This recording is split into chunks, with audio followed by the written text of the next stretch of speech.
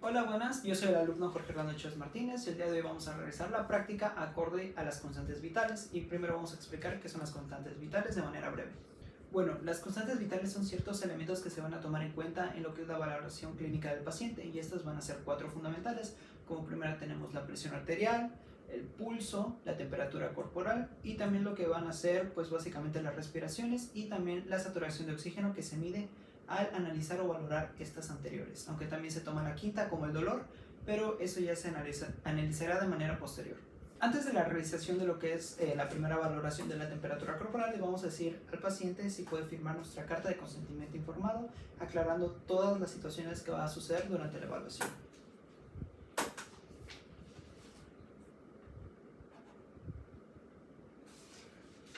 Listo.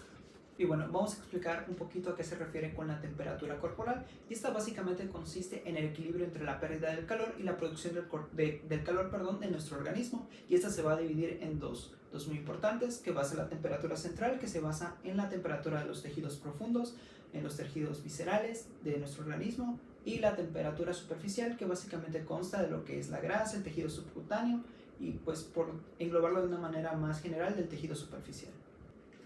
Y bueno, al equilibrio de estas dos temperaturas se le va a llamar equilibrio calórico, que va a constar en el producto final del metabolismo, que va a haber una regulación térmica del cuerpo. Y ahora, resaltando los factores que van a contribuir a la producción de calor, se va a encontrar el metabolismo basal. También vamos a hablar de lo que es la actividad muscular durante el ejercicio, también la secreción de tiroxina, la activación simpática y por último, pero no menos importante, la fiebre. Bueno, ahora vamos a tener los rangos normales dentro de los cuales vamos a encontrar la temperatura corporal.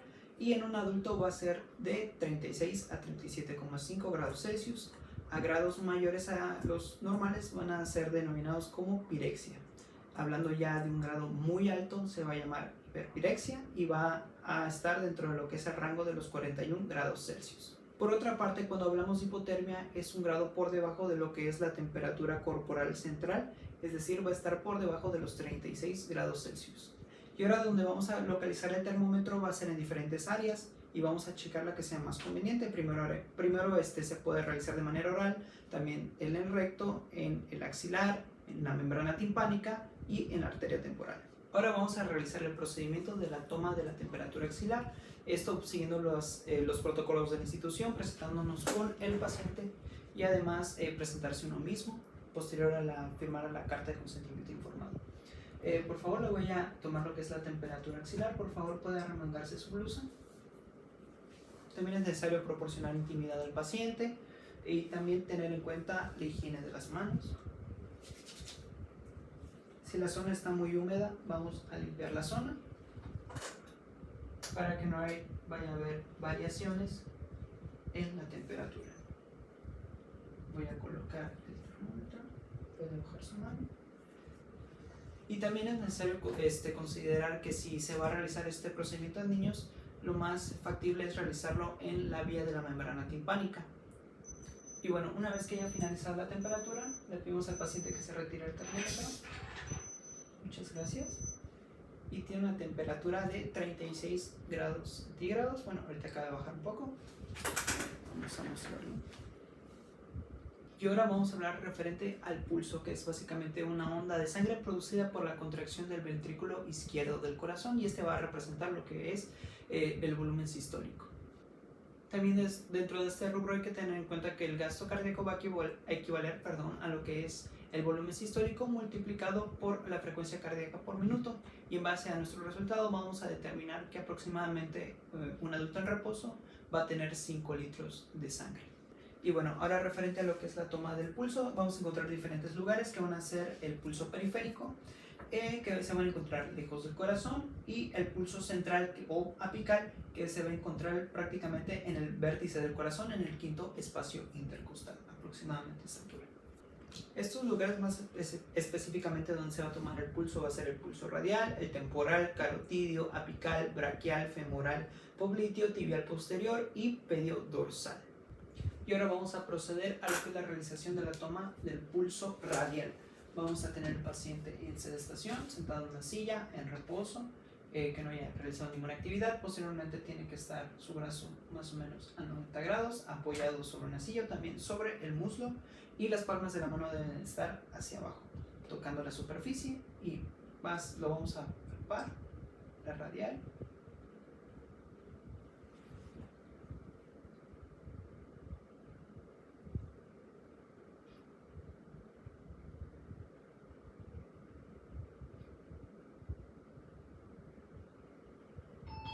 Y bueno, ya contando los latidos por los 15 segundos multiplicados por 4, nos arroja un resultado de 64 latidos por minuto, lo cual está dentro de un rango normal, teniendo en cuenta que pues básicamente los límites de la frecuencia media del pulso en un adulto es de 60 a 100 latidos por minuto. Y ahora vamos a valorar lo que es la respiración, y la respiración pues es el acto de respirar, que se divide en dos partes principales: la inhalación o inspiración, en la cual nosotros vamos a dar paso a la entrada de aire a través de las vías respiratorias para llegar a los pulmones, y después la exhalación o expiración, que va a ser el paso del aire hacia afuera, hacia la atmósfera. Y bueno, en cuanto a los tipos de respiración, vamos a encontrar dos, que van a ser la respiración asociada a lo que es la respiración torácica o costal, que en ellos van a intervenir los músculos intercostales externos, otros músculos como son los accesorios, incluidos el esternocleidomastoideo.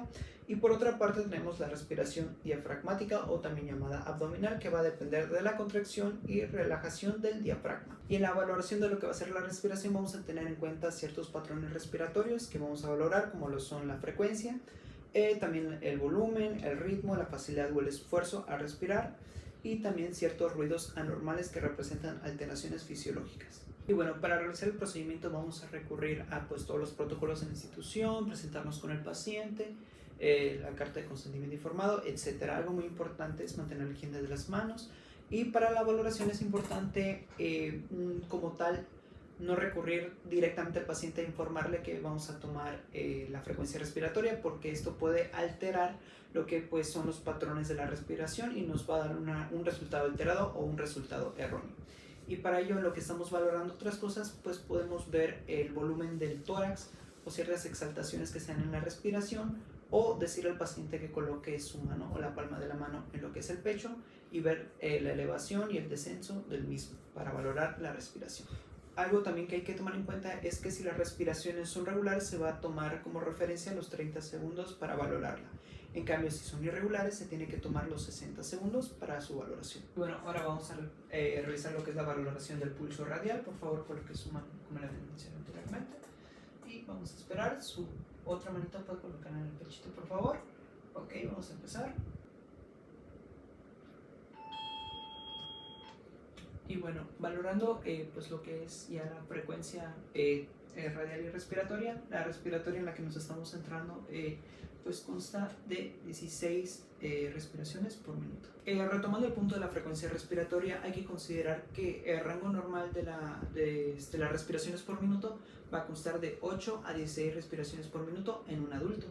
Y bueno, nuestro siguiente rubro a calificar va a ser lo que es la presión arterial, y esta básicamente va a constar de una medida de la presión ejercida por la sangre a través de las arterias. Y bueno, se va a medir en lo que son milímetros de mercurio, y va a constar de dos factores muy importantes. Esta va a ser pues básicamente la presión sistólica, que pues básicamente consta de la sangre que fluye a través de las arterias por la contracción de los ventrículos. Posteriormente tenemos la diastólica, que es cuando los ventrículos se encuentran en reposo. Y también es muy importante tener en cuenta lo que es la presión del pulso, que va a constar de la diferencia entre la presión sistólica y la diastólica. Normalmente los valores alcanzan normalmente a lo que son 40 milímetros de mercurio, aunque puede llegar hasta 100 milímetros de mercurio en una actividad física. La presión arterial se mide en milímetros de mercurio, como habíamos mencionado anteriormente, y también es importante mencionar que en adultos sanos va a constar de 120 en la presión sistólica sobre 80 de la presión diastólica.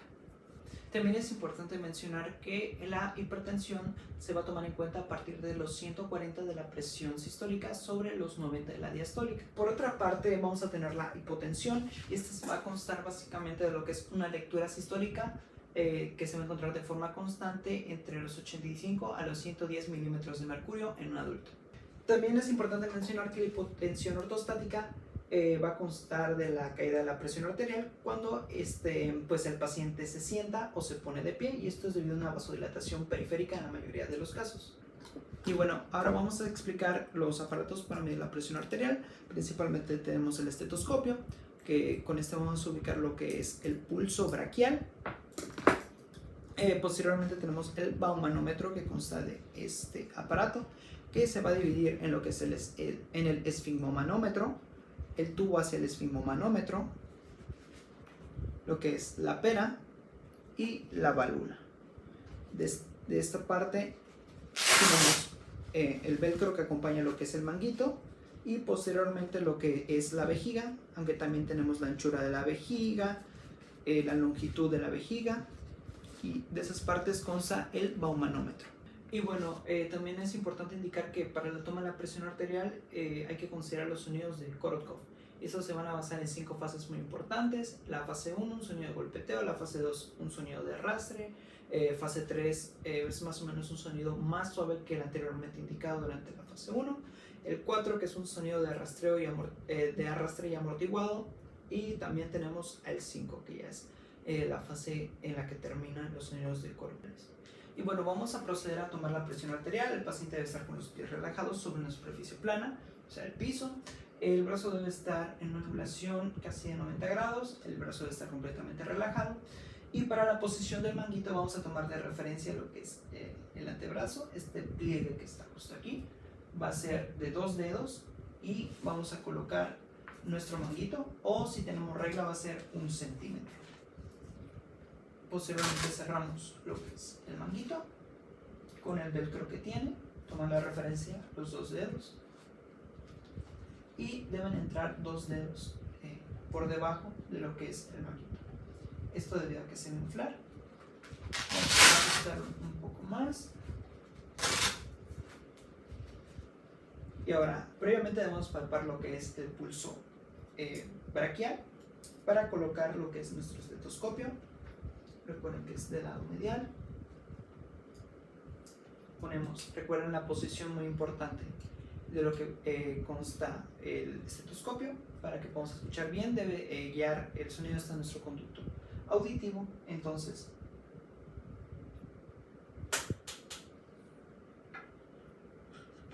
sacamos todo el aire del manguito. Eso ya se debe hacer previamente, y cerramos la válvula. Colocamos el esfigmomanómetro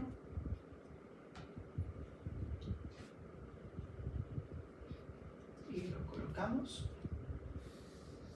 Y ahora vamos a pedir al paciente que coloque su brazo.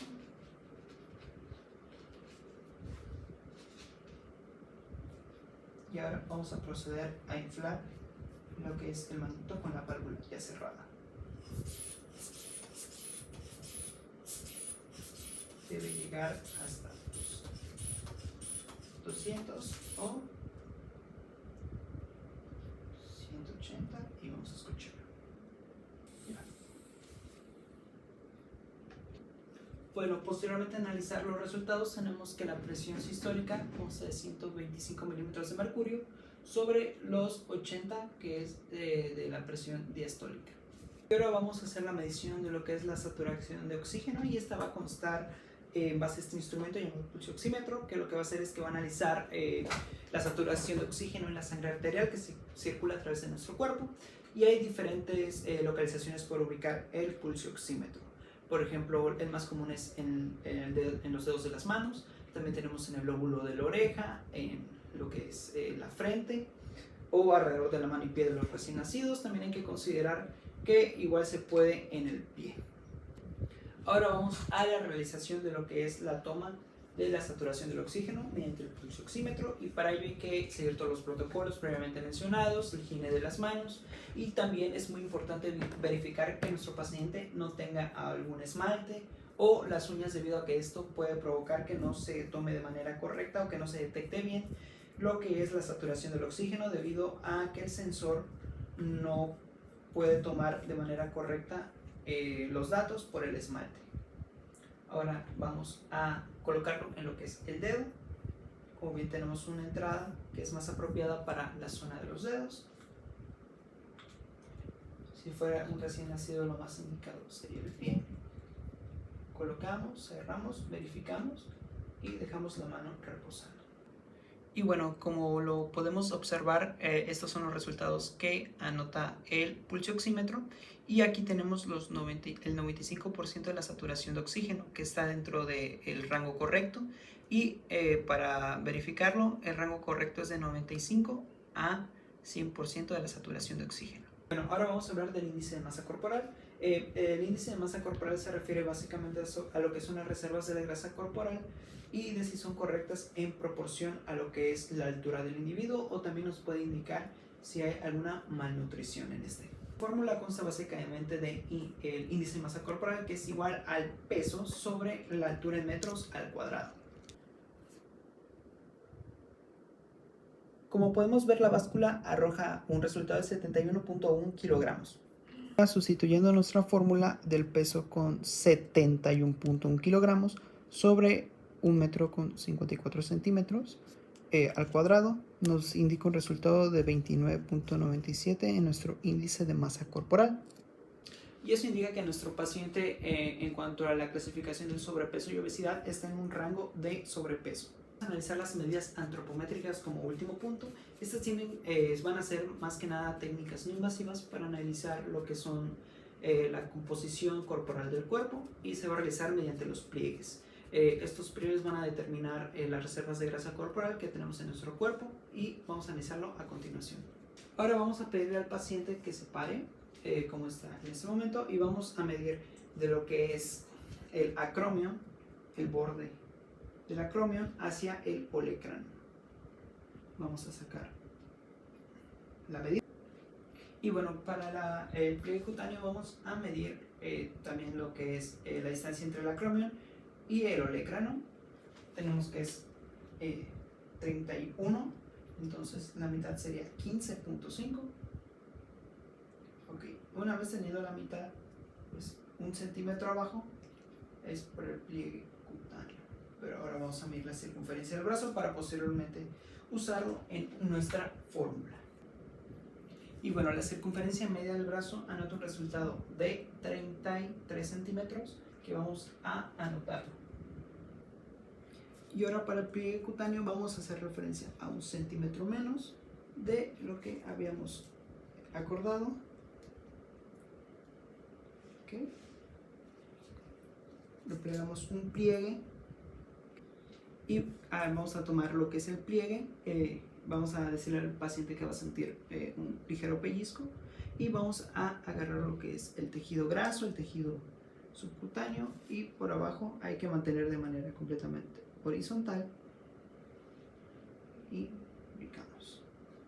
Y el resultado que arrojó el picómetro fue de 25 milímetros. Y bueno, continuando con lo que es la fórmula para sacar lo que es el área media del músculo del brazo, pues sustituimos nuestra fórmula inicial y nos arroja un resultado de 52.65 centímetros al cuadrado, lo cual es una medida más alta de lo que deben ser en las mujeres, que la medida estándar es de 30 centímetros al cuadrado. Posteriormente, comparando también lo que es el pliegue cutáneo del tríceps, nos arroja un resultado de 25 milímetros, y en las mujeres el pliegue del tríceps debe ser de 20 milímetros normalmente, lo cual es un resultado elevado. Comparando también la circunferencia media del brazo, nos arrojó un resultado de 35 centímetros, y la medida estándar de circunferencia media del brazo es de 28 centímetros. Ahora vamos a revisar lo que es la técnica del muslo 1 y el muslo 2 para hacer la comparación entre estos dos valores de lo que es el muslo derecho e izquierdo. Primero vamos a localizar el pliegue del glúteo, 1 centímetro hacia abajo, y vamos a medir. Tenemos el centímetro hacia abajo. Puedes abrir un poquito más las piernas, por favor, para que pase la cinta métrica, y nos arroja un resultado de 59 centímetros, y vamos a anotarlo: pliegue glúteo, lado derecho. Y ahora vamos a realizar el mismo procedimiento, pero ahora del lado izquierdo. Localizamos el pliegue glúteo, 1 centímetro abajo, agarramos de referencia el centímetro, y recuerden, abre un poco las piernas, por favor, y la cinta métrica tiene que estar derecha, y nuestro paciente tiene el mismo resultado, 59 centímetros de la circunferencia. Y ahora vamos a realizar la medición de lo que es el pliegue inguinal, y para ello va a ser desde el pliegue inguinal hasta lo que es el borde superior de la rótula. Vemos que nos da un resultado de 35 centímetros, eso dividido entre 2 da a 17.5. Y a partir de ello vamos a medir la circunferencia de lo que es nuestro punto de referencia. Y bueno, como podemos apreciar, ya una vez le pedimos al paciente que se pare, medimos la circunferencia de nuestro punto marcado y nos arroja un resultado de 52 centímetros. Ahora vamos con la pierna derecha. Y realizamos el mismo procedimiento que hemos realizado. Medimos de lo que es el pliegue hasta la borde superior de la rótula y nos marca la misma distancia, 35 centímetros. Y ahora 17.5. Y le pedimos al paciente que se pare. Y ahora básicamente la cinta arroja un resultado mayor, es decir, no es mucha diferencia, 1 centímetro, pero sí es un dato que debemos anotar en nuestro análisis. Y bueno, ya arrojando las pruebas, tenemos la del muslo 1, que el pliegue glúteo que medimos, ambas zonas miden lo mismo, mientras que en el muslo 2 sí hay cierta diferencia. En una encontramos una de 51 centímetros y en la otra 53 centímetros.